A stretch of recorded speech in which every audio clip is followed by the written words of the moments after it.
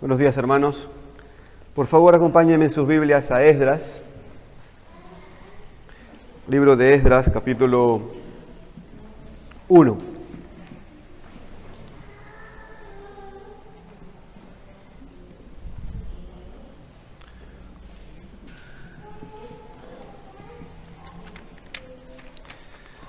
Esdras, capítulo 1. Versículos 1 al 11.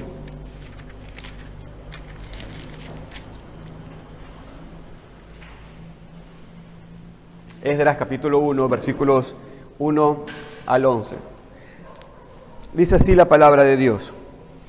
En el primer año de Ciro, rey de Persia, para que se cumpliese la palabra de Jehová por boca de Jeremías, despertó Jehová el espíritu de Ciro, rey de Persia, el cual hizo pregonar de palabra y también por escrito por todo su reino, diciendo: Así ha dicho Ciro, rey de Persia: Jehová, el Dios de los cielos, me ha dado todos los reinos de la tierra y me ha mandado que le edifique casa en Jerusalén, que está en Judá. Quien haya entre vosotros de su pueblo, sea Dios con él, y suba a Jerusalén, que está en Judá, y edifique la casa a Jehová, Dios de Israel. Él es el Dios, la cual está en Jerusalén. Y a todo el que haya quedado en cualquier lugar donde more, ayúdenle los hombres de su lugar con plata, oro, bienes y ganados, además de ofrendas voluntarias para la casa de Dios, la cual está en Jerusalén. Entonces se levantaron los jefes de las casas paternas de Judá y de Benjamín, y los sacerdotes y levitas, todos aquellos cuyo espíritu despertó Dios para subir a edificar la casa de Jehová, la cual está en Jerusalén. Y todos los que estaban en su alrededor les ayudaron con plata y oro, con bienes y ganado y con cosas preciosas, además de todo lo que se ofreció voluntariamente. Y el rey Ciro sacó los utensilios de la casa de Jehová que Nabucodonosor había sacado de Jerusalén y los había puesto en la casa de sus dioses. Los sacó pues Ciro, rey de Persia, por mano de Mitridates, tesorero, el cual los dio por cuenta a Sesbazar, príncipe de Judá, y esta es la cuenta de ellos: 30 tazones de oro, 1000 tazones de plata, 29 cuchillos, 30 tazas de oro, tras otras 410 tazas de plata y otras 1000 utensilios. Todos los utensilios de oro y de plata eran 5400. Todo lo hizo llevar Sesbazar con los que subieron del cautiverio de Babilonia a Jerusalén. Hasta ahí la lectura. Cuando vamos a libros narrativos, hermanos, toda obra narrativa tiene como estructura básica, 5 partes. La primera parte es la primera impresión. La segunda parte de una narración es la acción ascendente. La tercera parte en una estructura de narración es lo que sería el clímax de la narración, en donde ahí se ve todo lo que tiene que ver con el trama. La cuarta parte de una narración es la acción descendente. Y finalmente, la última parte en una narración es el desenlace, lo que sería la última parte.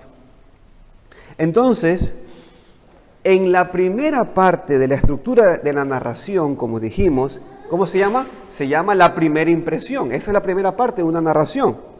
Ahí se nos introduce, por ejemplo, cuando vamos a una lectura, lo que vamos a encontrar en esa primera impresión, se nos introduce, por ejemplo, los acontecimientos. Ahí, por ejemplo, se nos va a decir las personas importantes de la narración, se nos va a decir los lugares importantes de la narración, se nos va a decir el tiempo de la narración, se nos va a decir el conflicto de la narración. O sea, en ese momento vamos a ver de qué es lo que trama el libro.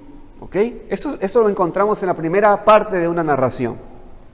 Y cuando vamos al libro de Esdras, es exactamente eso lo que encontramos en el capítulo 1 y en el capítulo 2. Capítulo 1 y 2 encontramos la primera impresión de lo que es la narración. En el capítulo 1 y 2, por ejemplo, nos vamos a encontrar con las personas importantes de este libro. Por ejemplo, encontramos a Ciro.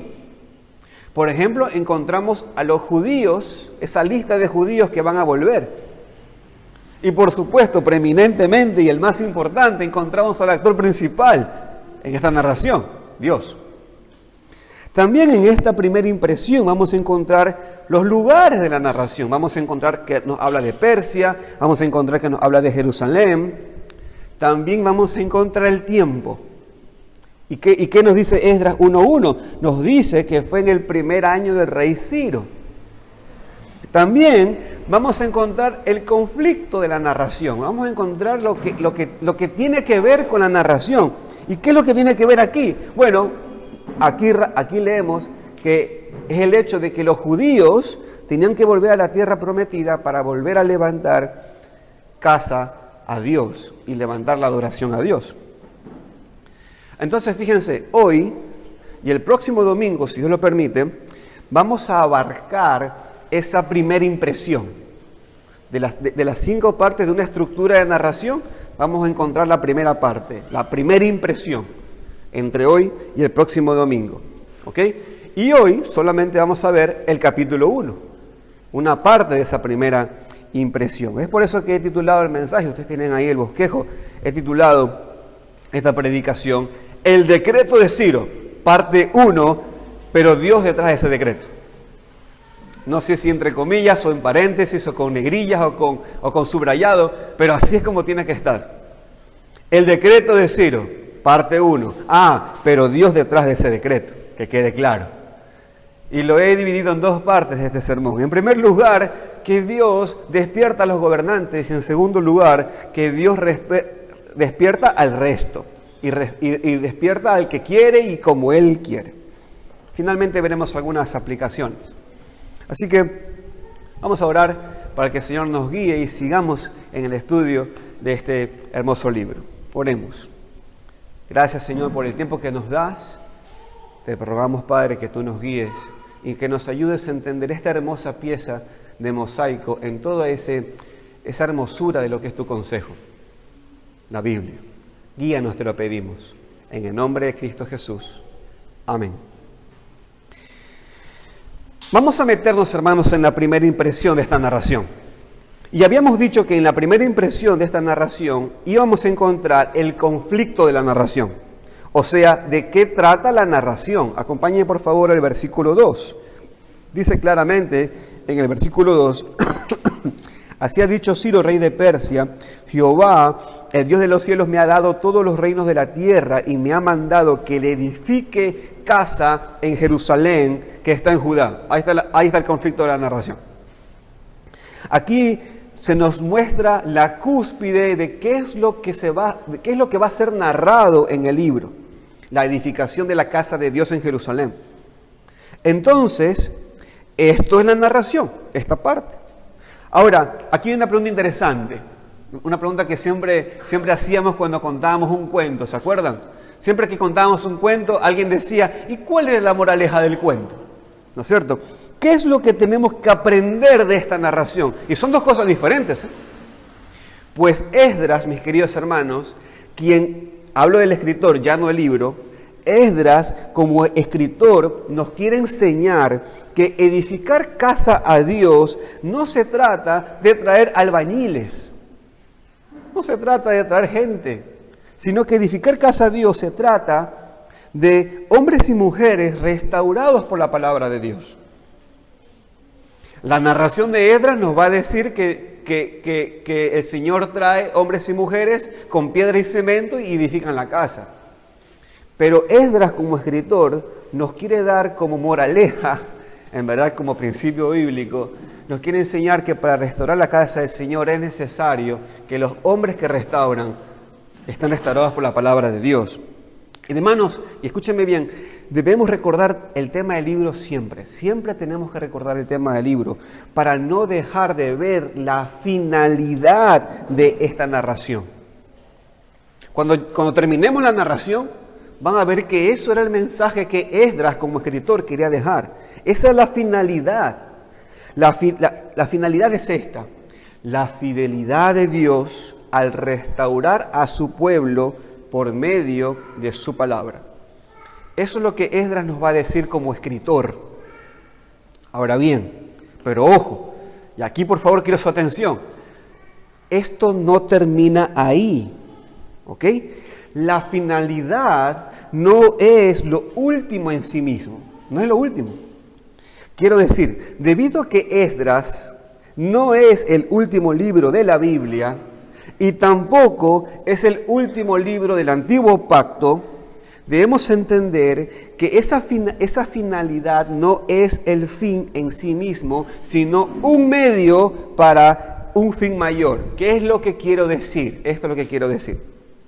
Miren, debemos entender la narración, luego debemos entender el principio bíblico de la narración, pero debido a que este principio bíblico está dentro del Antiguo Pacto, debemos entender entonces que este principio bíblico no es el fin, no es el último fin, no, sino que este principio bíblico está dentro de un lindo mosaico de Dios. Este principio bíblico es un medio para un fin mayor. La pregunta es, ¿cuál es ese fin mayor? Y el fin mayor es que Dios restaura a su pueblo por medio de su palabra. ¿Para qué?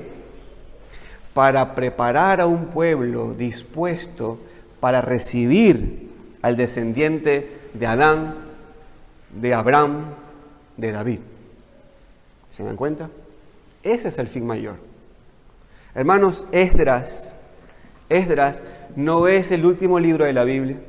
Esdras no es el último mensaje del Antiguo Pacto. Esdras es un libro que está dentro de un cuerpo de mensaje, de un mensaje largo. ¿Y cuál es el mensaje largo en el Antiguo Testamento? Que Dios está enviando al descendiente de Eva. Entonces, lo que Dios tiene como propósito detrás del libro de Esdras es preparar hombres y mujeres listos para la venida de su Hijo. Ese es el fin mayor de todo el libro de Esdras. Por tanto, el libro de Esdras nos narra el regreso del pueblo judío a la tierra prometida para edificar casa de Dios en Jerusalén. Pero Esdras, como escritor, quiere enseñarles a nuestros hermanos en el Antiguo Pacto y a nosotros también, que detrás de traer gente a la tierra prometida y edificar un templo, Dios quiere restaurarles las vidas por medio de su palabra. Pero detrás de eso, el Espíritu Santo, como inspirador de las Sagradas Escrituras, nos quiere enseñar que detrás de traer gente a Jerusalén y edificar un templo, y detrás de restaurar hombres y mujeres con la palabra, la finalidad de todo es preparar a un pueblo bien dispuesto, un pueblo bien preparado para recibir al prometido de Dios, el Hijo de Dios. Y esto, mis queridos hermanos, nunca debemos dejar de ver mientras estudiamos el libro de Esdras. Porque, hermanos, hay tantas cositas que pasan. Veremos versículos, veremos capítulos, pero todos esos versículos y esos capítulos están confeccionando algo. Y hay ciertas cosas que vemos que suceden y que no terminamos de entenderlo en el libro. Pero suceden porque se está confeccionando algo mayor que solamente el libro. En este caso puntual del Antiguo Pacto, preparar hombres y mujeres para la venida del Hijo de Dios. Dicho esto, entonces, vemos que en todo esto el que confecciona todo es nuestro Dios. Por lo tanto, le quiero invitar ahora que sí, metámonos a ver esa confección. Y esa confección lo vamos a ver con un detalle tan pequeño, un botón. ¿Saben cuál? El decreto de Ciro.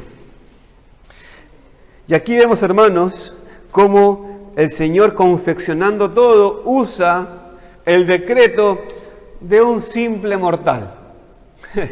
Ciro, el rey de Persia. Y Dios detrás de ese decreto. Entonces vemos claramente, hermanos, cómo Dios despierta a los gobernantes para confeccionar lo que Él está haciendo, y detrás de esa confección está el Señor. Acompáñenme por favor al verso 1 y al verso 4 de Esdras. Una vez más, acompáñenme allí. En el primer año de Ciro, rey de Persia, para que se cumpliese la palabra de Jehová por boca de Jeremías, despertó Jehová el espíritu de Ciro, rey de Persia, el cual hizo pregonar de palabra y también por escrito por todo su reino, diciendo: Así ha dicho Ciro, rey de Persia: Jehová, el Dios de los cielos, me ha dado todos los reinos de la tierra y me ha mandado que le edifique casa en Jerusalén, que está en Judá. Quien haya entre vosotros de su pueblo, sea Dios con él, y suba a Jerusalén, que está en Judá, y edifique la casa a Jehová, Dios de Israel. Él es el Dios, la cual está en Jerusalén. Y a todo el que haya quedado en cualquier lugar donde more, ayúdenle los hombres de su lugar con plata, oro, bienes y ganados, y además de ofrendas voluntarias para la casa de Dios, la cual está en Jerusalén. Este decreto, hermanos, lo hace 100% la mente y voluntad libre de Ciro, rey de Persia. Sin embargo, Esdras, como escritor, fíjense, nos dice y nos deja bien claro que 100% fue planificado por el Señor moviendo los hilos. Esdras nos dice que Dios despierta el espíritu de Ciro para confeccionar sus propósitos. Esto es, que el pueblo de Dios regrese a sus lugares de adoración. Ciro, sin lugar a dudas, pensó, analizó, plasmó un plan, llamó a sus hombres: hagamos algo. Y lo hicieron. Pero la Biblia nos muestra que en verdad Dios lo había planeado antes. O sea, gracias por tu espontaneidad, Ciro, pero ya Dios lo planeó, la verdad. Piense, hermanos, en esto. Ahora, quiero su concentración acá. Miren, piensa aquí. Piense en lo lejos que estaba el plan de edificar casa a Dios. Piense en lo lejos que está ese plan. Póngase en las sandalias de los judíos.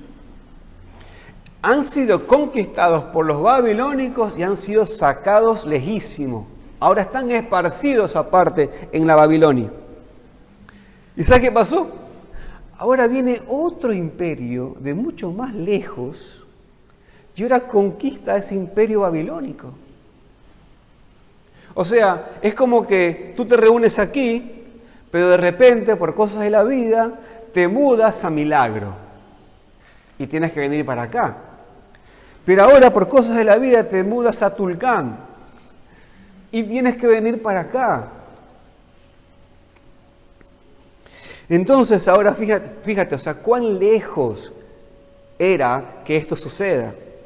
Eran conquistados, este imperio hacía que entonces, este imperio persa, ahora que conquista el babilonio, hace que todo el imperio sea mucho más grande, o sea, entonces todo quedaba más lejos.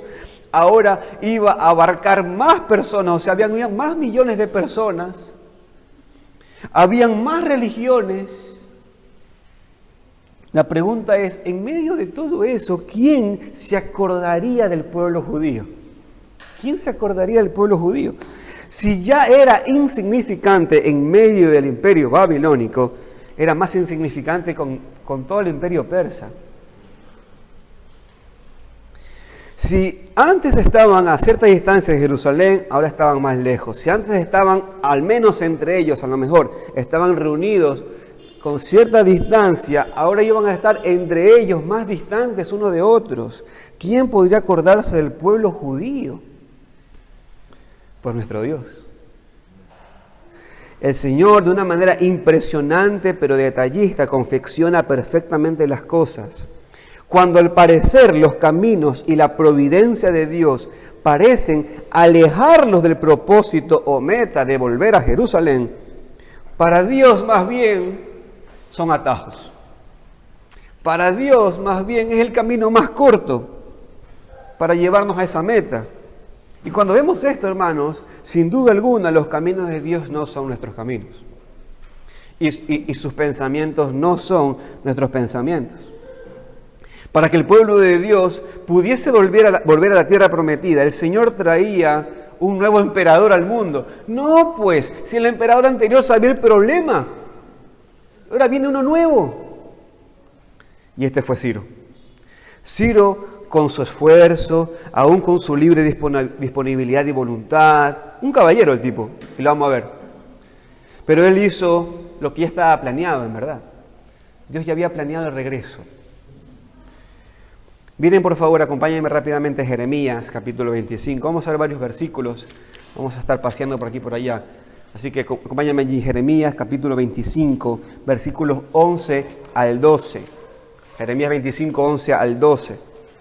Dice así la palabra de Dios: toda esta tierra será puesta en ruinas y en espanto, y servirán estas naciones al rey de Babilonia 70 años, y cuando se han cumplido los 70 años, castigaré al rey de Babilonia y a aquella nación por su maldad, ha dicho Jehová, y la tierra de los caldeos, y la convertiré en desiertos para siempre.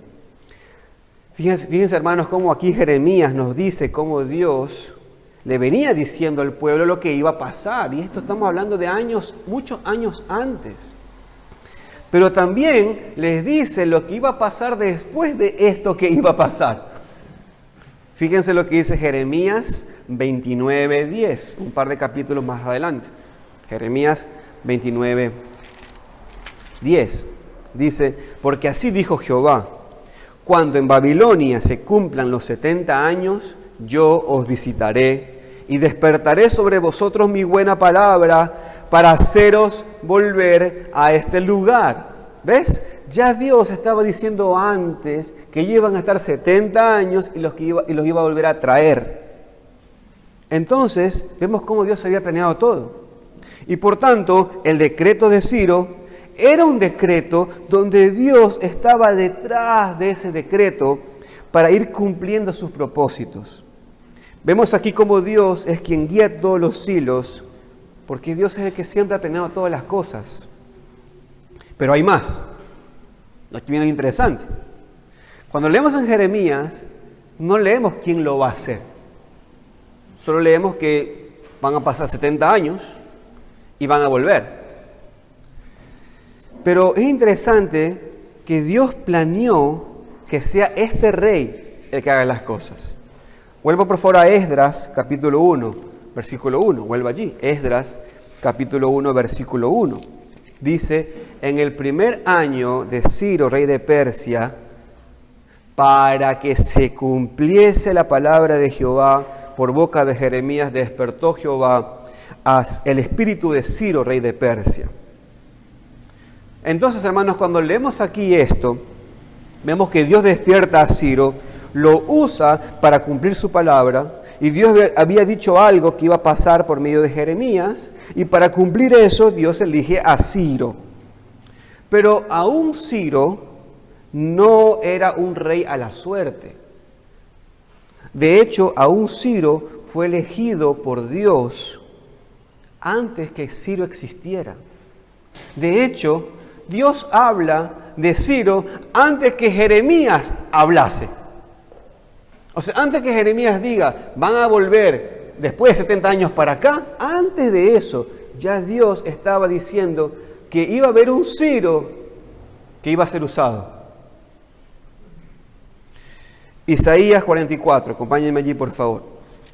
Isaías 44, versículos 26 al 28. Isaías 44, 26 al 28.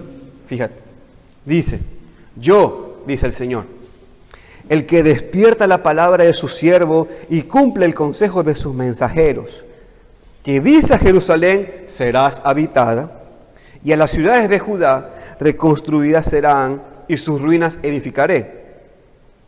Que dice a las profundidades, secaos, y tus ríos haré secar. Y escuchen, que dice de Ciro, es mi pastor y cumplirá todo lo que yo quiero. ¿Y sabe cómo lo van a ver? Con esta señal. Cuando Él diga, Jerusalén serás edificada y el templo será fundado. Isaías, escúchenme hermanos, porque esto es interesante. Isaías escribió 120 años antes que nazca Ciro. Y nos dice que Dios iba a usar, voy a ser un rey persa. No dice eso. voy a usar a Ciro como instrumento para que Jerusalén sea edificado y el templo también. Y si alguien se preguntaba, piensen en ese momento, ¿no? Y si alguien se preguntaba, ¿y quién será este Ciro? Isaías 120 años antes de que nazca Ciro, nos dice quién será este Ciro.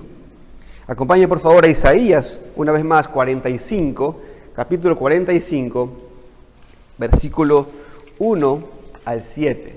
Isaías 45, 1 al 7. Así dice Jehová a su ungido. ¿A quién? A Ciro, el cual tomé yo de su mano derecha para sujetar naciones delante de él y desatar lomos de reyes, para abrir delante de él puertas y las puertas no se cerrarán. Está diciendo, yo le he dado el gobierno a Ciro para que él haga lo que le dé la gana. Yo iré delante de ti, enderezaré los lugares torcidos, quebrantaré puertas de bronce y cerrojos de hierro haré pedazos, y te daré los tesoros escondidos y los secretos muy guardados. Esto se lo está diciendo un inconverso, no vayan a pensar que es para vos. Para que sepas que yo soy Jehová. Lo está evangelizando el Señor a Ciro previamente. El Dios de Israel, yo te pongo nombre. Por amor de mi siervo, y Jacob, y de Israel mi escogido, te llamé por tu nombre. Te puse sobrenombre, aunque no me conociste. Yo soy Jehová, y ninguno hay más que yo. No hay Dios fuera de mí, yo te ceñiré, aunque tú no me conociste. Para que sepa que desde el nacimiento del sol, desde el Japón, hasta donde se pone, que no hay más que yo. Yo Jehová, y ninguno más que yo, que formo la luz y creo las tinieblas, que hago la paz y creo la adversidad. Yo Jehová soy el que hago todo esto. Si alguien se preguntaba, ¿quién sería Ciro? Dios le responde 120 años antes que nazca Ciro y dice, él será un rey, él conquistará el mundo conocido. Y yo le puse nombre. Y yo le puse sobrenombre. Lo usaré. No porque él sea el fin. Él no es el fin. Sino que lo usaré por amor de mi pueblo judío. Dios lo iba a usar para que por medio del decreto de Ciro el pueblo judío pueda volver a la tierra prometida. Son los instrumentos de Dios, ¿no? Pero todo esto estaba planeado por el Señor. Ahora, mis hermanos, por favor, parémonos aquí un ratito y pensemos en estos detalles. Piensa un poquito en los detalles. Piensa en los detalles que acabamos de leer. Miren, todo lo que tenía que pasar desde que Dios, por medio de Isaías, dijo lo que dijo, hasta que Ciro llegue a ser rey. Hemos dicho que son casi 120 años. Piensen en esto. Lo más probable, mis hermanos, lo más probable es que los padres de Ciro, por ejemplo, no hayan nacido todavía. ¿Qué significa eso? Que los padres de Ciro tenían que nacer. ¿Y qué más significa eso? Que los padres de Ciro tenían que crecer, sobrevivir en su crecimiento. Significa que los padres de Ciro tenían que conocerse. Significa que los padres de Ciro tenían que, hey, ¿cómo estás? Bien, tú, yo también. Salimos, dale. Y salieron, se enamoraron, supongo, hicieron familia. Y luego de eso, la planificación familiar. Y dijeron, tenemos hijos, dale. ¿Cuántos? Bueno, lo que el Señor nos dé. Y comenzaron a tener hijos. Y luego de tener hijos, tuvieron que decidir el nombre. ¿Y qué nombre le ponemos? Y a mí me gusta Omar, Abdul, Abdala. Y alguien dijo, a mí me gusta Ciro. Está bueno Ciro. Pega, Está la onda Ciro, está bueno. 2 sílabas, corto, se usa bien. Claro, en español, no estoy... Dale, pongámosle Ciro. Y ellos dijeron, qué lindo nombre. Y sí, es bonito, la verdad, suena bien. Pero vemos que detrás de todo eso fue el Señor. Dios ya eligió el nombre. Fíjense todas las posibilidades. y todas se dieron conforme a como el Señor había dicho. Fíjense, todas esas causas secundarias, libres. Pero como enseñó Juanito, aún en todas esas causas secundarias, no pensemos que Dios hace la masa cual panadero y deja que la masa se haga. No, aún en las causas secundarias, el Señor está guiando cada uno de esos hilos. Por eso es que Él es Dios, ¿se dan cuenta? Él preservó, guió, cuidó, fijó todos los detalles. Y en este sentido, mis hermanos, es necesario que entendamos que tenemos que hacer una aplicación a nuestro corazón. Hermanos, nada sorprende a Dios, nada.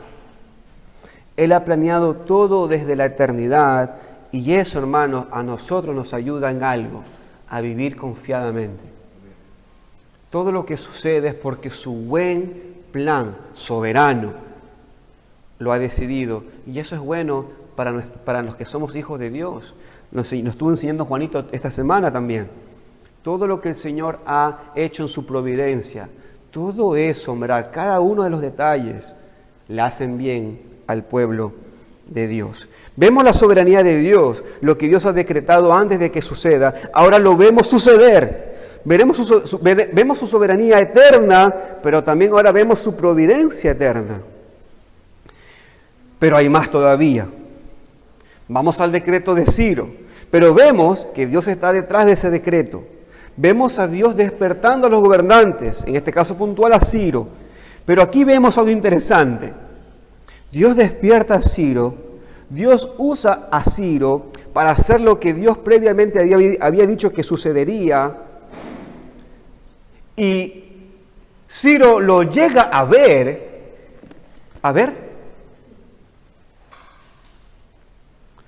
Pues lo voy a hacer. ¿Pero qué es lo que le quiero decir? Ciro lo llega a ver, pero Ciro no lo hace porque cree.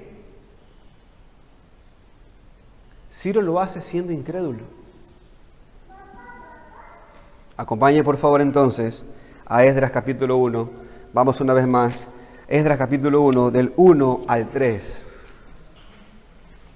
En el primer año de Ciro, rey de Persia, para que se cumpliese la palabra de Jehová por boca de Jeremías, despertó Jehová al espíritu de Ciro, rey de Persia, el cual hizo pregonar la palabra y también por escrito por todo su reino, diciendo: así ha dicho Ciro, rey de Persia: Jehová, el Dios de los cielos, me ha dado todos los reinos de la tierra y me ha mandado que le edifique casa en Jerusalén, que está en Judá. Quien haya entre vosotros de su pueblo, sea Dios con él, y suba a Jerusalén, que está en Judá, edifique la casa a Jehová, Dios de Israel. Él es el Dios, la cual está en Jerusalén. Hubiéramos querido que nuestro presidente haya dicho esto en el día de que fue abanderado, ¿no? Oh, qué palabras. Y estuvieran en todos los estados ahorita, ¿no es cierto? Pero vamos a meternos en estas palabras. Cuando leemos estos pasajes, Ciro parece creyente. Ese es mi presidente, ¿no es cierto? Por su manera de hablar. Pero podemos saber que no fue creyente. Y lo sabemos por algunas razones. En primer lugar, porque Ciro siempre dice así: el Dios que está en Jerusalén. Lo vemos así y lo podemos traducir mejor el verso 3 así: el Dios que está en Jerusalén. Hermanos, los reyes persas, y lo que voy a decir, en verdad, fue Ciro el que lo escribió. Hay un documento aún datado por Ciro. Los reyes persas tenían una forma de creer la religión un poco distinta. Ellos creían que cada pueblo tiene su propio Dios. Entonces querían que cada Dios de los pueblos que ellos habían conquistado no desaparezcan de las creencias de esos pueblos, porque los reyes persas creían que esos dioses podían apoyar a los dioses de los persas. Por tanto, si hay más dioses que entre ellos apoyaban a los dioses de los persas, entonces los dioses persas tendrían más fuerza para gobernar, y a la vez eso implicaba que los reyes persas serían más benditos. Algo así como una especie de partido político que se une para apoyar a un líder político y ganar las elecciones, algo así. Entonces, por eso los persas, en el sentido religioso, eran pacíficos. Daban libertad de culto, porque creían que a más dioses, más apoyo a sus propios dioses, y si sus propios dioses tenían más apoyo, entonces los reyes persas tendrían más larga vida. Entonces, ellos no tenían ningún problema con los dioses. Ellos querían que, de hecho, escuchen esto, ellos habían averiguado que si un dios que, por ejemplo, pertenecía a este lugar, estaba por aquí, era Dios, pero como que estaba flaco de fuerza. Y iba a tener más fuerza si ese Dios iba a su tierra. Y si en ese lugar podía ser adorado como ese Dios había establecido que se le adore. ¿Lo ven? Entonces, obviamente, ¿qué decidió Ciro? Pues, ok, cada Dios que vaya a su tierra y que en esa tierra apoye la causa. ¿Ok? Yo tengo dioses, dice Ciro. Yo creo en Nebu, en Bel y Nabu. Así que esos son los dioses míos, que cada uno de esos dioses vayan a su tierra y apoyen a Bel y Nabu. No te olvides de Bel y Nabu, ¿eh? Bel y Nabu, y así. Entonces, ¿cuál es la razón por la cual Ciro quería que se adore el nombre de Dios en Jerusalén? ¿Fue porque se convirtió? Pues la respuesta es no. Él quería que sus dioses sean más apoyados por medio de enviar dioses a cada tierra en su sitio. Y aquí vemos una vez más cómo un asunto de fe se exterioriza por medio de la política. Porque la política y la religión van juntas. Pero volvamos a nuestro tema. Acompañen por favor el versículo 3, o mejor dicho, escuchen el versículo 3 en otra versión. Voy a leer en LBLA. Dice: el que de entre todos vosotros pertenezca a su pueblo, sea Dios con él. Que suba a Jerusalén, que está en Judá, y edifique la casa del Señor, Dios de Israel. Él es el Dios que está en Jerusalén. ¿Ves? Ciro no fue creyente. Pero la pregunta es, ¿y por qué habla como creyente? Quiero decir, cuando digo creyente quiero decir esto. Ciro habla con tal convencimiento. Miren por favor Esdras 1:2. Miren por favor Esdras 1:2. Dice: así ha dicho Ciro, rey de Persia. Fíjense lo que dice: Jehová, el Dios de los cielos, me ha dado todos los reinos de la tierra. Él lo dice con tal convencimiento que él se la cree. ¿Lo ven? Él está convencido de eso. Él dice eso. Él dice: Jehová, el Dios de los cielos, me ha dado todos los reinos y me ha mandado que le edifique casa a Jerusalén. La pregunta es, ¿cómo es que habla tan convencido? Habla como un creyente en el sentido de que plenamente convencido que esa es la verdad. Es como el cielo es azul, algo así. La pregunta es, ¿cómo sabe eso Ciro? ¿Quién se lo ha dicho? El verso 2 nos muestra que Ciro estaba convencido de que el Dios de los judíos lo había hecho rey sobre naciones y que tenía que levantar adoración en Jerusalén. Pero sigue la pregunta, ¿quién le enseñó eso a Ciro? ¿Quién le abrió la Biblia a Ciro y le enseñó lo que dice Isaías? ¿Quién le enseñó? Y eso, hermanos, ya nos dice una cosa, que hay un detalle interesante y no me quiero alargar tanto en esto. Miren, Isaías predicó 120 años atrás, ¿no es cierto? Pero Isaías profetizó en Israel. ¿Y dónde está Ciro ahora? Está en Persia. Lo que se nos dice entonces, de que en alguna manera gracias a los hilos de Dios, esos escritos de Isaías llegaron hasta Persia. Qué linda la palabra, ¿eh? Ahora, fíjense, ¿quién le enseñó a Ciro? Acompáñenme, por favor, a Daniel. Vamos al libro de Daniel, capítulo 10, versículo 1. Dice: en el año tercero de Ciro, rey de Persia, fue revelada palabra a Daniel, llamado Beltsasar, y la palabra era verdadera y el conflicto grande. Pero él comprendió la palabra y tuvo inteligencia en la visión. Este versículo nos dice que Daniel aún vivía cuando Ciro tenía su tercer año de reinado. ¿Se dan cuenta? Y si había alguien que estuvo en medio de contexto de líderes gobernantes y quien se movió en esa esfera de líderes gobernantes, fue Daniel.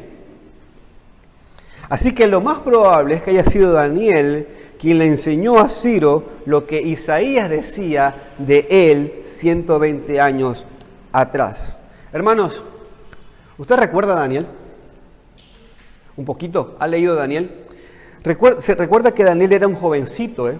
Él era muy joven, posiblemente tenía unos 12 años, 13, a lo mucho 14,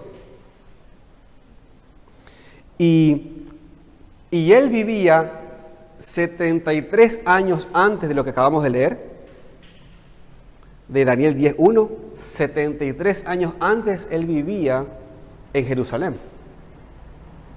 Y cuando usted lee el libro de Daniel, vemos que Nabucodonosor llevó cautivo un gran grupo de judíos, entre ellos Daniel, y se lo llevó a Babilonia. Si usted lee capítulo 1, vemos que Nabucodonosor formó un grupo de hombres de muchas partes, hombres jóvenes, los preparó, los más excelentes, los atrajo a su séquito para que puedan trabajar con él, con el rey babilónico. Y entre ellos fue seleccionado Daniel. Usted lo puede ver todo eso en Daniel capítulo 1. Pero yo quiero que usted vea este detalle. Vaya a Daniel capítulo 1, mire versículos 19 al 21. Daniel 1, 19 al 21. Y el rey habló con ellos, y no fueron hallados entre todos ellos otros como Daniel, Ananías, Misael y Azarías. Así pues estuvieron delante del rey. En todo asunto de sabiduría e inteligencia que el rey les consultó, los halló 10 veces mejor que todos los magos y astrólogos que había en todo su reino. Y continuó Daniel, escuchen, y continuó Daniel hasta el año primero del rey Ciro. Y cuando dice esto, que continuó Daniel, no significa que Daniel murió en el año primero del rey Ciro. Lo que está diciendo es que Daniel llegó a trabajar en esas esferas gubernamentales y se quedó allí en todas esas esferas gubernamentales, incluso hasta en el primer año del rey Ciro. Aquí vemos cómo Daniel llega a ser de influencia en todo el tiempo del reinado de los babilónicos, e incluso, como acabamos de leer, llega a ser influencia en el primer año del reinado de Ciro. Sin duda alguna fue pues Daniel ese creyente que le abrió la Biblia a Ciro y le enseñó lo que el Dios verdadero decía de él. Por eso es que Ciro hace un decreto y está convencidísimo de que así es, porque pudo ver que el Dios verdadero, aunque él no le creía, ya lo había dicho antes que Ciro, y lo pudo ver porque lo vio en los escritos de los profetas. Y aquí, hermanos, una vez más, es justo que nos detengamos a pensar y ver esta hermosa confección. Observemos el encaje de la Biblia. Fíjense cómo la Biblia encaja. Hermanos, escúchenme. Leemos Esdras, pero entonces también debemos leer y encuadrar el libro de Daniel. ¿Ven? Y vemos cómo el Señor va abordando, llevándole diferentes causas secundarias y ordenándolas. ¿Cuáles eran esas casas secundarias? Lo que acabamos de describir. Por ejemplo, Daniel era un chico, era un joven, fue seleccionado por su buen aspecto, fue seleccionado por ser excelente. Él se preparó. Por ahí a lo mejor la facha lo heredó de los padres, pero de allí lo otro se tuvo que preparar.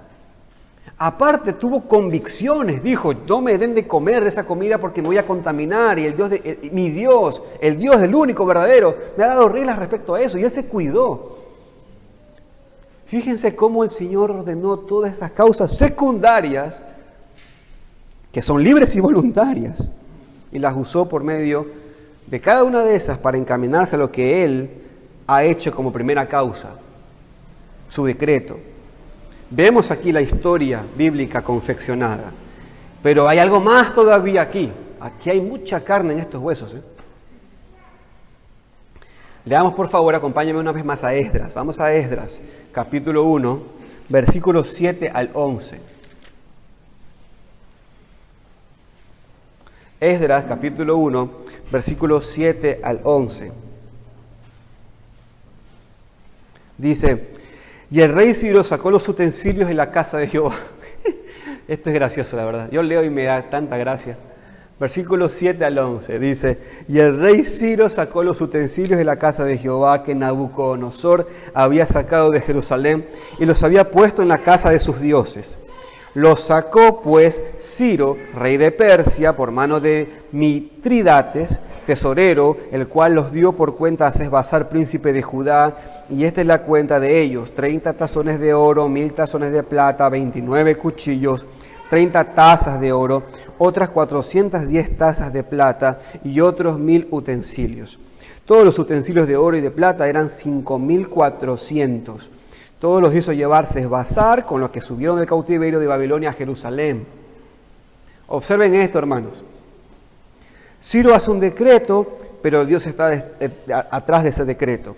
Ciro hace un decreto, pero Dios lo había planeado antes. Ciro hace un decreto siendo incrédulo, pero Dios ya lo sabía y lo usa igual.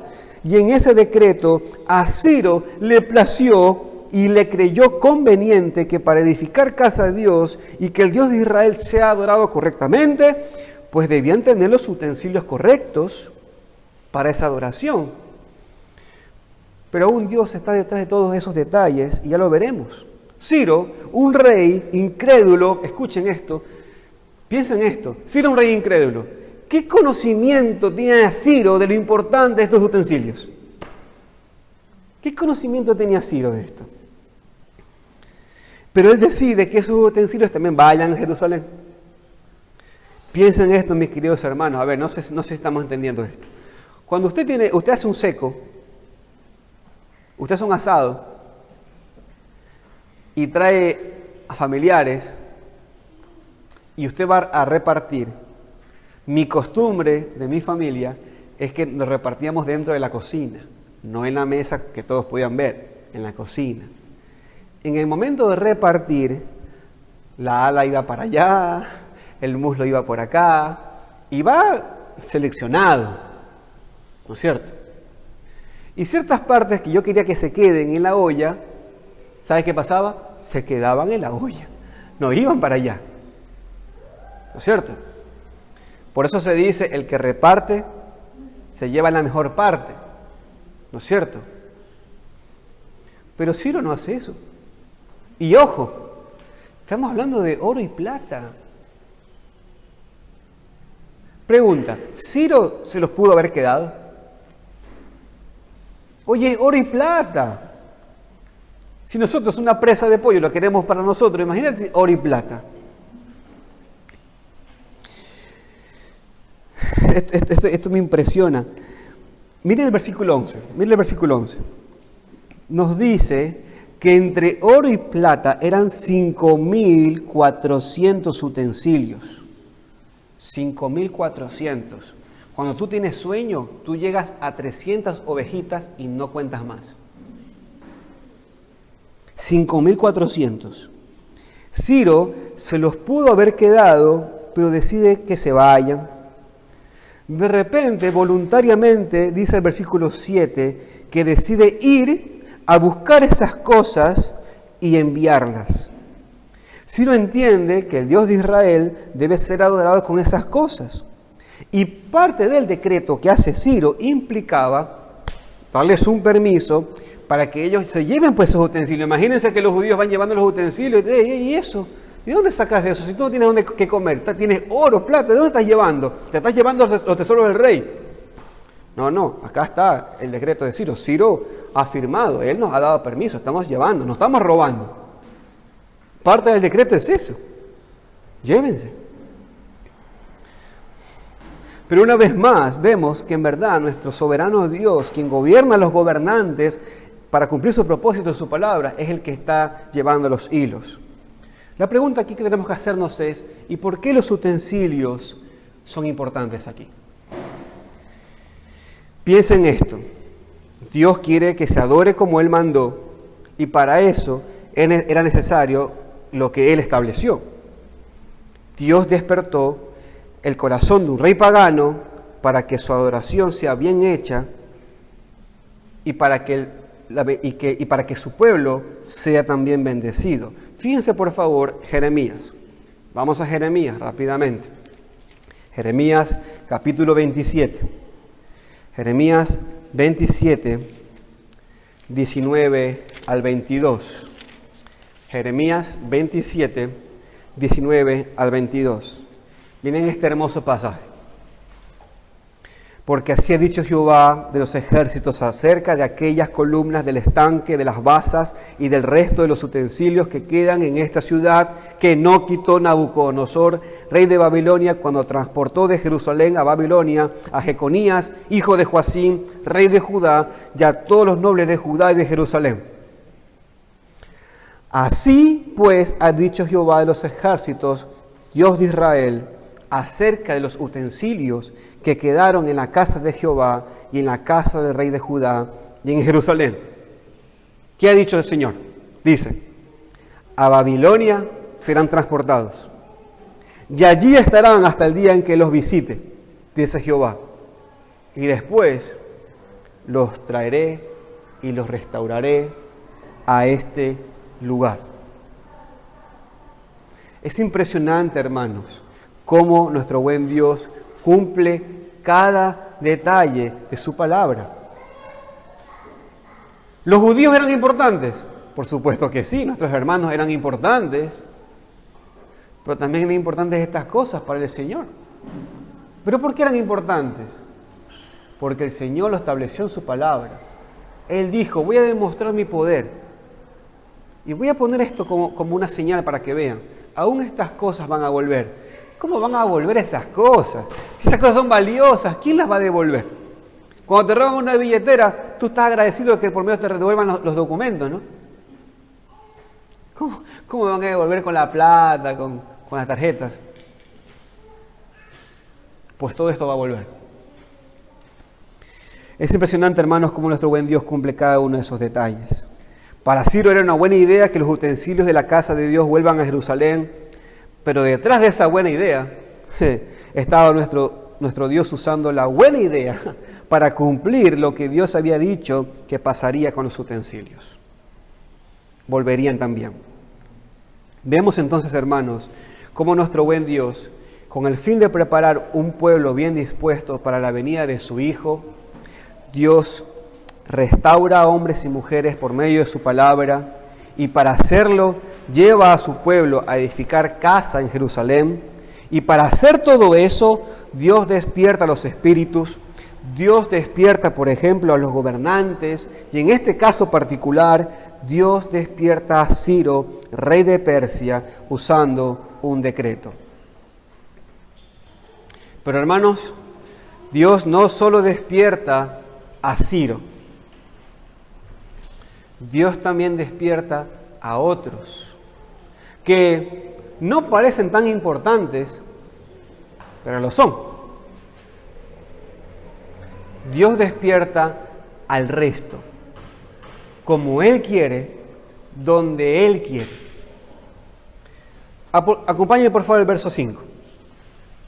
Versículo 5 de Esdras 1. Esdras capítulo 1, verso 5. Dice la palabra de Dios.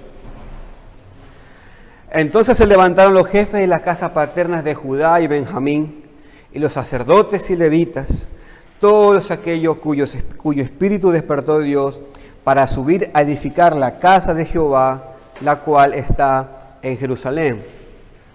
Dios despertó al pueblo, no solo al inconverso Ciro, sino también a algunos de su pueblo, personas de la tribu de Judá y de Benjamín. Pero aquí hay algo curioso, hermanos, algo muy interesante. Es comprensible que Dios haya despertado a los levitas, por ejemplo. Es comprensible que Dios haya despertado a los sacerdotes, por ejemplo. Porque acuérdense cuál era el propósito de toda esta gente que iba a regresar. ¿Qué tenían que edificar?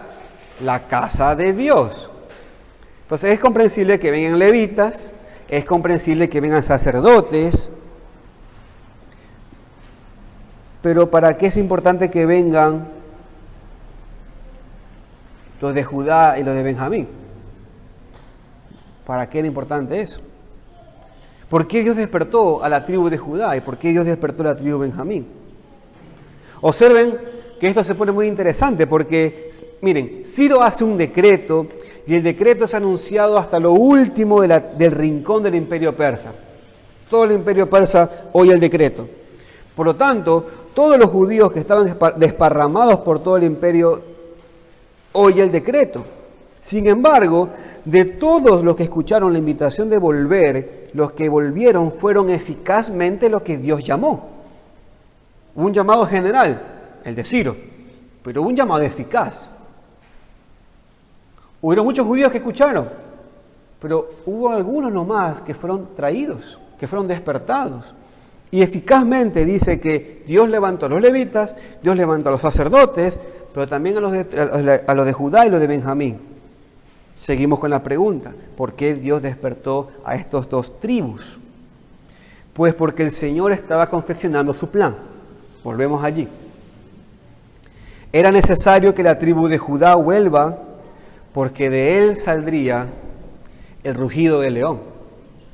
Como dijo hoy Juanito, de él saldría ese cachorro de león de la tribu de Judá, el Rey de Reyes y Señor de Señores. De esta tribu saldría el verdadero edificador de la casa de Dios, el verdadero restaurador del pueblo de Dios, y este es Jesucristo. Era muy importante que Judá sea llamado eficazmente. Entonces aquí ya vemos algo. Gran parte del propósito de Dios de restaurar a su pueblo por medio de su palabra, parte de eso implicaba traer a su pueblo a su lugar debido para que con ellos se encamine el plan de Dios enviar a su Hijo, ese descendiente de David que se sentará para siempre en el trono de Jesucristo. Esto, hermanos, es importante y es importante que lo pueda entender. El libro de Esdras, como todo libro de la Biblia, tiene un solo mensaje. Y cada uno de esos libros de la Biblia son parte de ese hermoso mosaico de Dios. Por tanto, no es casualidad que Dios esté despertando a los de Judá en todo esto. Dios tiene como propósito preparar un pueblo dispuesto para recibir al verdadero. Alguien preguntará, ¿y Benjamín? Todo muy bien, pero ¿y Benjamín? Hermanos, sin duda alguna, ya que está en la Escritura, sin duda alguna, en el plan del Señor estaba, sin duda alguna, el apóstol Pablo. Usted dice, ¿por qué el apóstol Pablo? Porque cuando usted va al Nuevo Testamento, de todos los apóstoles, de quien se dice puntualmente que es de tal tribu, es el apóstol Pablo, que era la tribu de Benjamín. Y sin duda alguna, en ese sentido, y por supuesto, por medio del apóstol Pablo, la edificación de la iglesia de Dios por medio de los gentiles, nosotros. Entonces era importante el levantar a Benjamín. Ahora bien, tenemos que ser justos, hermanos. Y eso implica ser bíblicos. Tenemos que ser justos. Dios despertó a muchos a volver, pero también despertó a muchos que aunque queriendo volver, no pudieron volver. Pero Dios los despertó. Algunos, producto de su vejez, no pudieron volver. Otros, por diversas razones que por ahí no tenemos en la Biblia, no volvieron. Pero sin embargo, Dios los despertó para que sus corazones también estén alineados a ese plan de Dios, aun cuando estaban lejos. Y no pudieran volver. Miren el versículo 4. Miren el versículo 4. Acompáñenme a Esdras 1, verso 4. Fíjense allí. Y todo aquel que haya quedado en cualquier lugar en donde more, ayúdenle los hombres de su lugar con plata, oro, bienes y ganados, además de ofrendas voluntarias para la casa de Dios, la cual está en Jerusalén. Vemos cómo el Señor dispone todas las cosas. Dios despierta a los gobernantes, a Ciro, para hacer un decreto para volver, pero también Dios despierta a los levíticos, Dios despierta a los sacerdotes, Dios despierta a los de Judá, Dios despierta a los de Benjamín para volver, pero también Dios despierta a otros, siendo judíos, siendo de Benjamín, que quieren volver, pero no pueden volver, y sin embargo los usa para que estén alineados, afinados a ese plan de Dios. ¿Y cómo iban a ser parte de ese plan? Dando sus recursos. Dando sus recursos. Así es el Señor, mis queridos hermanos. El Dios verdadero no es un Dios de un lado de la tierra nomás, o de un lugar. Es Dios de toda carne, es Dios de todo el mundo, es Dios único y verdadero que dispone a los hombres de diversas maneras y todas ellas siguiendo el orden que Dios estableció. A algunos los regresa, a otros Dios los detiene en ese lugar para que puedan servir de una manera diferente. Pero hay más. No solamente despertó a los judíos, Dios también despertó a no judíos. ¿Cómo que Dios despertó a los judíos? Bueno, ya vimos a Ciro, pero miren por favor el versículo 6. Dios también despertó a babilónicos y a persas. Miren el verso 6. Y a todos los que estaban a su alrededor les ayudaron con plata y oro, con bienes y ganado, con cosas preciosas, además de todo lo que se ofreció voluntariamente. Estos que estaban alrededor no eran judíos, sino babilónicos y persas, lo cual los judíos que cayeron en gracia delante de estos hombres fueron encaminados con bienes. Hermanos, vemos cómo Dios es soberano y ¿sabe qué usa? Usa la idolatría de los pueblos. Fíjense, Dios usa la idolatría de los pueblos para hacer su plan.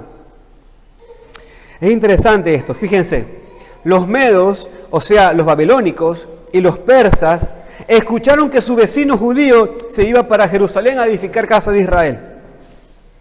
¿Ellos qué dijeron? Oye, no te vayas. No, te vas a ir. Espera. Por favor, lleva esta ofrenda a tu Dios y dile que me apoye. ¿Te das cuenta? ¿Ustedes se acuerdan, hermanos, en Éxodo? ¿Se acuerdan el Éxodo? ¿Se acuerdan que Dios libera al pueblo judío y los lleva a la tierra prometida? ¿Y se acuerdan que debido a las plagas, cuando Dios llamó a su pueblo judío de salir de Egipto, ¿se acuerdan que hicieron los judíos ¿se acuerdan que hicieron los egipcios con los judíos? Le dieron también muchos bienes. Le dijeron, toma, pero el contexto era diferente. El contexto fue, ándate judío, toma, llévate mi cosa, llévate mi plata, pero ándate, aléjate de aquí, porque tu Dios nos está destruyendo. En cambio, aquí pasó algo similar en otro contexto. Esta gente ofrenda no para alejarlos a los judíos, sino que los ofrenda para que el Dios de los judíos le dé bendiciones a ellos. Dice, por favor, lleva su ofrenda y yo haré aquí en mi casa un pequeño altar a tu Dios, a mi galería de dioses. Vemos aquí, hermanos, que ya sea por la rebeldía de Egipto o ya sea por la idolatría de los medos y de los persas, Dios usa estas decisiones libres y voluntarias de los hombres para cumplir su santo propósito. Dios las usa. Dios despertó al resto, despertó hombres y mujeres creyentes. Dios despertó hombres y mujeres no creyentes para hacer su santa voluntad. Eso es fantástico. Eso es fantástico. Es porque Dios gobierna toda carne, mis queridos hermanos. Algunos los lleva, a otros los detiene. Algunos los pone a edificar y algunos los pone a orar. ¿Tú dices a orar yo? ¿En qué momento hemos leído esto? Hasta ahora no hemos leído a nadie que está orando acá. Pero es así. Y aquí, hermanos, es donde quiero que pongamos nuestra última atención final, se lo prometo. Dios no solo despertó a Judá y Benjamín, Dios también despertó de manera especial a un hombre, a Daniel. Daniel no regresó a Jerusalén, pero jugó un papel sumamente importante, muy importante. Acompáñe por favor rápidamente a Daniel capítulo 9. Aquí viene la última atención final. Vamos. Daniel capítulo 9 y leamos por favor del verso 1 hasta el verso 4. Dice: en el año primero de Darío, hijo de Asuero, de la nación de los Medos, que vino a ser rey sobre el reino de los caldeos, en el año primero de su reinado, yo, Daniel, miré atentamente a los libros el número de los años que habló Jehová al profeta Jeremías, que habían de cumplirse las desolaciones de Jerusalén en 70 años. Y volví mi rostro a Dios, al Señor, buscándole en oración y ruego, en ayuno, en cilicio y ceniza. Lloré a Jehová mi Dios e hice confesión diciendo: ahora, Señor, Dios grande, digno de ser temido, que guardas el pacto y la misericordia con los que te aman y guardan tus mandamientos. Ustedes pueden seguir leyendo este pasaje en casa. Hermanos, en este pasaje se nos dice que Daniel estaba leyendo la palabra de Dios y entendió algo de lo que estaba leyendo. Dice que leía a Jeremías y entendía que Dios había dicho que las desolaciones de Jerusalén durarían 70 años. Entonces Daniel hizo cuenta, ¿no? Y se dio cuenta que ya habían pasado los 70 años. Recién en ese momento estaban pasando los 70 años. Y que ya era hora de volver. Imagínense cómo ha estado feliz Daniel.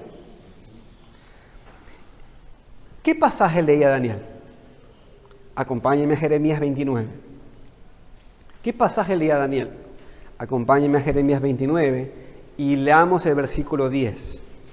Jeremías 29, 10.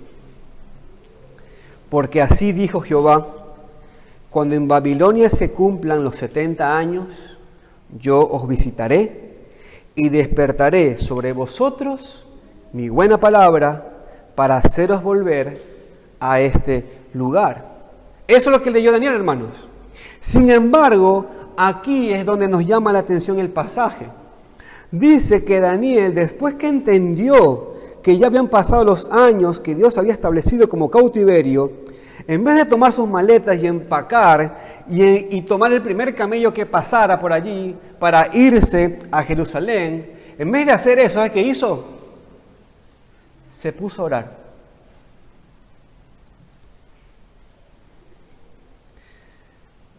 Leemos: yo, Daniel, miré atentamente en los libros el número de los años de que habló Jehová al profeta Jeremías, que habían de cumplirse las desolaciones de Jerusalén 70 años, y volví mi rostro a Dios, buscándole en oración y ruego, en ayuno, silicio y ceniza, y oré a Jehová mi Dios. La pregunta es, ¿por qué Daniel se quedó orando? ¿No había entendido que ya era hora de volver? ¿Por qué en vez de irse, vemos que él se queda orando? ¿Saben por qué? Porque eso era lo justo que tenía que hacer. Porque eso era justamente lo que tenía que hacer. Vuelva conmigo a Jeremías. Vuelva conmigo a Jeremías. Vaya al capítulo 29 y vaya al versículo 10. Pero ahora vamos a leer hasta el 14. Porque así dijo Jehová, cuando en Babilonia se cumplan los 70 años, yo os visitaré y despertaré sobre vosotros mi buena palabra para haceros volver a este lugar, porque yo sé los pensamientos que tengo acerca de vosotros, dice Jehová, pensamientos de paz y no de mal, para daros el fin que esperáis. Y mire este versículo. Entonces me invocaréis y vendréis y oraréis a mí, y yo os oiré. Y me buscaréis y hallaréis, porque me buscaréis de todo vuestro corazón. Y seré hallado por vosotros, dice Jehová, y haré volver vuestra cautividad, y os reuniré de todas las naciones, de todos los lugares a donde os arrojé, dice Jehová, y os haré volver al lugar de donde os hice llevar. Daniel estaba leyendo Jeremías y se dio cuenta que Dios había dicho que serían 70 los años del cautiverio, y Daniel se da cuenta que ya habían pasado los 70 años, pero sigue leyendo Jeremías y también se dio cuenta que Dios no solamente dijo lo que iba a pasar, sino también dijo el medio de cómo iba a pasar lo que iba a pasar. Daniel se dio cuenta que Dios hizo un decreto y se dio cuenta que Dios hizo los medios para establecer ese decreto. Daniel se dio cuenta de que Dios liberaría al pueblo después de 70 años y que después de eso tenía que invocarlo y ya. Dios despertó a Daniel, pero no usándolo para volver, pero sí usándolo, y que valga la palabra, para activar la vuelta. Dios despertó a Daniel para que vaya a la palabra, vea el tiempo, se dé cuenta de que ya era el tiempo de volver y ahora había que orar para volver. Y una vez hecho la petición, se haría el plan. Hermanos queridos, Dios tiene un plan de todo. Dios ha planeado todo y no solamente ha planeado todo, también ha hecho los medios para que se cumpla ese plan. Y hermanos, esas dos cosas no son separadas. Ah, no, Dios hizo un decreto, listo. Como Él hizo un decreto, va a pasar todo lo que Él ha decretado que pase. No podemos separar lo que Dios ha decretado con los medios de lo que Dios ha decretado. Dios planeó la vuelta a Jerusalén, pero Dios también planeó la oración para que puedan volver. Nada está al azar, todo está bajo el control escrito de Dios. Pregunta, ¿Dios necesita la oración? Claro que no. Nosotros necesitamos la oración. ¿Dios necesita la oración para bendecirnos? Claro que no. Pero Dios estableció la oración como medio para bendecirnos. Entonces, y por lo tanto, la oración es esencial. No para Dios, para nosotros. Porque Dios lo ordenó. Fíjese que Daniel no dijo, bueno, Dios es soberano, ya es el tiempo para regresar, por tanto esperaré aquí a ver quién pasa por mi lado, yo estoy viejito, tengo casi 90 años. El que me dice, vamos, voy. Ya hay que volver. No. Daniel entendió que Dios estableció las cosas, pero también Dios estableció los medios para lograr esas cosas. Él leyó los decretos de Dios y él leyó también cómo Dios realiza su decreto. Entendió que orar es parte de ese medio y por eso se quedó, oró. Hermanos queridos, aquí tenemos mucho que aprender, ¿eh? No hay que separar los decretos de Dios con los medios de Dios. Dios restaura a su pueblo conforme a su plan, pero Él lo hace también conforme a la manera que Él estableció. Dios para su pueblo ha decretado que lo que Él comenzó, por ejemplo, hermanos, Él lo perfeccionará hasta el día de Jesucristo. ¿Sí o no? ¿Leemos o no leemos y cantamos algunos de ese versículo? Lo que Dios comenzó lo va a terminar. Eso es un decreto. Es verdad. Pero el Señor también estableció el medio para que esto suceda. Dios también estableció los medios para que lo que Él comenzó, Él terminará. También lo estableció. Él hace con su palabra que nuestras mentes y conciencias sean perfeccionadas. Entonces, ¿qué debemos hacer? Desear como niños la leche espiritual no adulterada. ¿Para qué? ¿Para qué? Para crecer en la salvación, dice Pedro. Entonces, lo que Él ha comenzado va a perfeccionar, sí, y lo va a hacer, pero ha usado los medios. Y ese medio es que usted y yo deseamos como niños la leche espiritual. Lo que Él ha comenzado lo va a perfeccionar, sí, pero ha establecido un medio. ¿Sabes cuál es el medio? La oración, como claramente hemos visto aquí. La oración hace que cuando yo vaya a la palabra y entienda la palabra y ore la palabra, me alineo a la voluntad de Dios como lo hizo Daniel. Y Pablo dice, orad sin cesar. Santiago dice, ¿sabes por qué no tienes? Porque no pides. Y cuando pides, pides mal, por eso no tienes. Por eso tienes que ir a la palabra y orar. Lo que él comenzó, Él lo perfeccionará. Eso es un decreto, pero también ha establecido medios. Y ese medio, ¿saben cuál es? Las acciones de gracias. Lo hace nosotros siendo agradecidos con acciones de gracias en medio de la congregación. Hermanos, eso es lo que el Señor ha establecido para cada creyente. Que seamos agradecidos, como Esdras. Como lo fue, como en el libro de Esdras, quiero decir. ¿Se acuerdan de esos judíos que no fueron? Esos judíos que dieron, pero no pudieron ir. Acciones de gracias. Somos, hermanos, lo que Dios comenzó, lo va a terminar, y este es un medio. Con acciones de gracias tenemos que andar. No solamente con dame, iglesia, dame. No.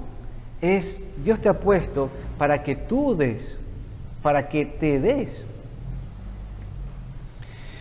Lo que Dios comenzó, Él lo perfeccionará. ¿Y cómo lo hará? Lo hará por medio de los cánticos de su pueblo, hermanos. Cantando con gracia en vuestros corazones al Señor, con salmos, himnos y cánticos espirituales. Lo que Dios comenzó, Él lo perfeccionará por medio de que su pueblo recuerde la muerte y venida de Cristo. Por eso es importante la cena del Señor. Porque todo el tiempo estamos ahí pendientes. El Señor viene y eso purifica nuestras almas, dice Juan. Cuando yo estoy pensando de que en su venida me estoy santificando, lo que Él comenzó lo terminará. ¿Cuáles son los medios? Esto que estamos describiendo. Dios ha decretado sus pensamientos de nosotros y son pensamientos de paz y no de mal. Pero también ha decretado los medios para que tengamos esa paz. Uno de esos medios es que nosotros cada domingo observemos los elementos que Dios estableció. Uno de esos elementos es que observemos y veamos cómo los hombres pasan de muerte a vida y cómo los hombres se identifican con Cristo. Estamos hablando del bautizo. En nuestra participación en observar eso, el Señor ha establecido la bendición para nosotros. Entonces Dios despertó a su pueblo. Algunos fueron o volvieron a Jerusalén, otros se quedaron orando y otros se quedaron, pero dando mucho para la obra, y todos ellos despiertos por el Señor.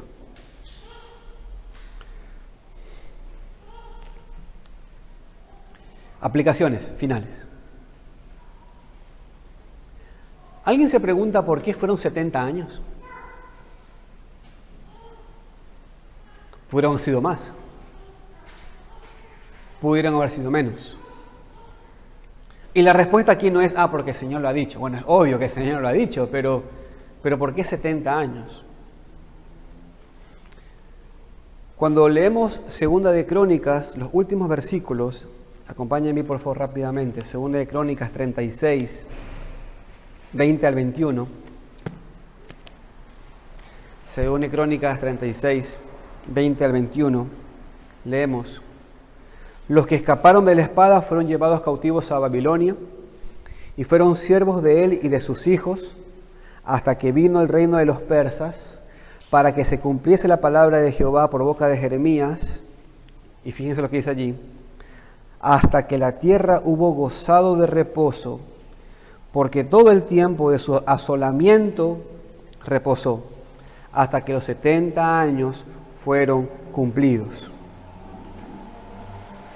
La razón por la que fue 70 años es porque el pueblo judío no hizo reposar la tierra como Dios lo había dicho.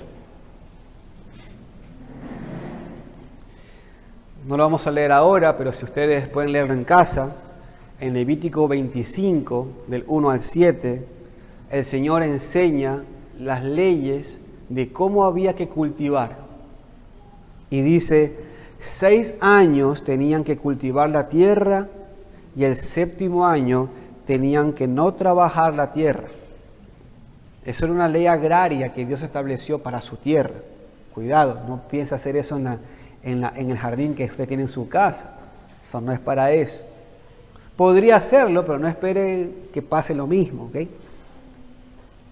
Quiero ser llevado a Irak, entonces no voy a reposar la tierra. No haga eso. Ahora piensen en esto, miren. Pero ellos no hicieron caso a esta ley agraria. ¿No hicieron caso? Al menos, hermanos, desde el reinado de David, escuche esto, desde el reinado de David hasta el cautiverio, al menos en esos años, ¿saben cuántos años pasaron? Pasaron como 400 años entre el reinado de David y cuando ellos fueron cautivos. Pasaron como 400 años, más de 400 años. ¿Y sabe cuántos años de reposo hubieron allí que ellos no respetaron? Fueron 70 años. Ellos tuvieron que haber descansado la tierra y no lo hicieron. ¿Cuál fue la disciplina de ellos? Levítico 26, 34 a 35 dice: entonces la tierra gozará de sus días de reposo todos los días que está asolada, mientras vosotros estéis en la tierra de vuestros enemigos, la tierra descansará. Entonces gozará, presta atención a esas palabras, gozará sus días de reposo. Todo el tiempo que esté asolada descansará, por lo que no reposó en los días de reposo cuando habitasteis allí. Hermanos, la idea de Dios de que descansen, de que cada 6 años, el 7º año, no trabajen la tierra, la idea de Dios era doble. En primer lugar, para que ellos aprendan a confiar en Dios. Pero en segundo lugar, porque Dios estableció a las leyes de la naturaleza de que descansen ese año. O sea, quiero decir, ellos podían cosechar, lo que no podían es trabajar la tierra. Ellos podían ir a la tierra y cosecharla. Pero lo que no podían es trabajar allí. Entonces, ¿cuál es la idea? La idea era que la tierra descanse para que luego, en el siguiente ciclo de 6 años de trabajo, la tierra esté bien fortalecida. Hermanos, paréntesis, ustedes tienen 6 días de trabajo y tienen que descansar un día. No solamente por un tema de ver el reinado de Dios, sino porque ustedes también son criaturas, hermanos, y necesitan descansar. Descansar.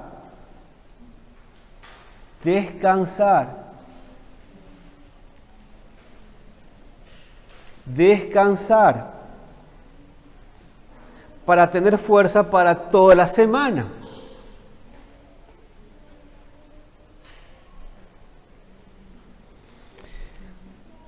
Eso era el plan de Dios. Pero ellos decidieron hacer trabajar a la tierra. Producto de eso, fueron llevados 70 años cautivos.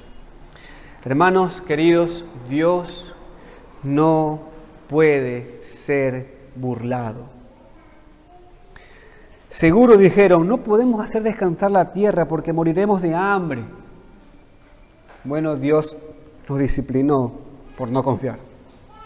Hermanos queridos, los mandamientos de Dios son para nuestro beneficio, ¿se dan cuenta? Hay un mandamiento aquí para descansar la tierra y eso iba a ser beneficioso para ellos.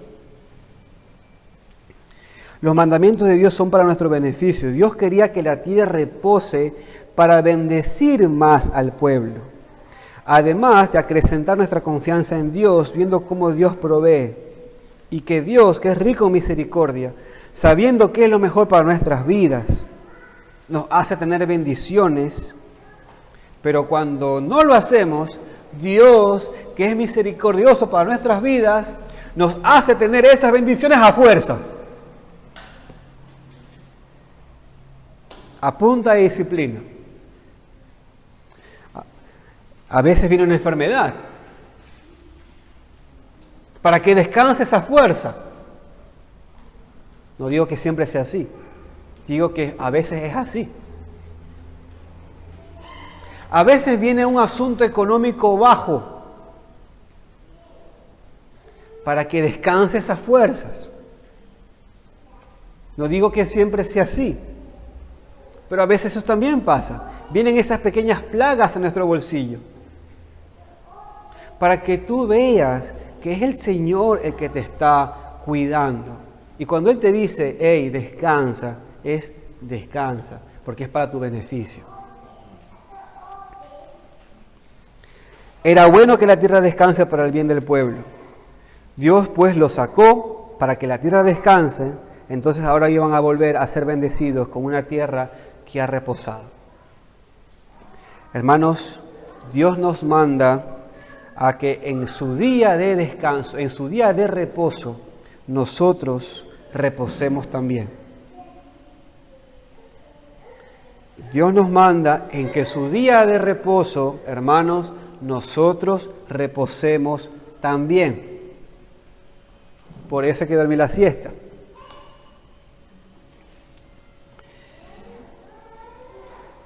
Si no lo guardamos, Dios en su misericordia nos hará reposar a fuerzas. Nos hará reposar a fuerzas.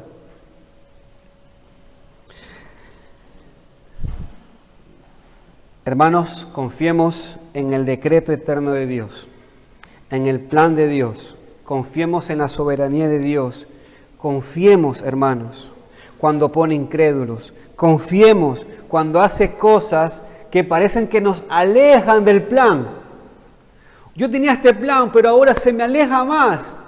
Ojo, ¿tú metiste mano ahí? ¡No! Entonces tranquilo, porque el Señor entonces está aproximando mejor el plan, el de Él. Así que confía, hermano, Él es el arquitecto y Él es el constructor. Alza la gloria. Vamos a orar. Señor, agradecidos estamos, Padre, por tu palabra. Y gracias, Señor, por ayudarnos a entender cómo tu sabio consejo es beneficioso para nuestras vidas. Oh Dios, vemos aquí cómo tú has hecho un decreto y vemos aquí cómo ese decreto lo estableces, lo haces providencia, lo materializas por medio de lo que tú has establecido como medios para eso. Señor, gracias por enseñarnos esta tremenda bendición.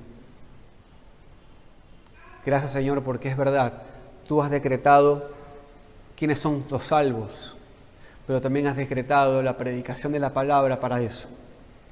Alíneanos a eso, Señor. Tú has decretado, Señor, bendiciones para tu pueblo, pero también has decretado de que sea por medio de la oración. Alíneanos a eso, Señor.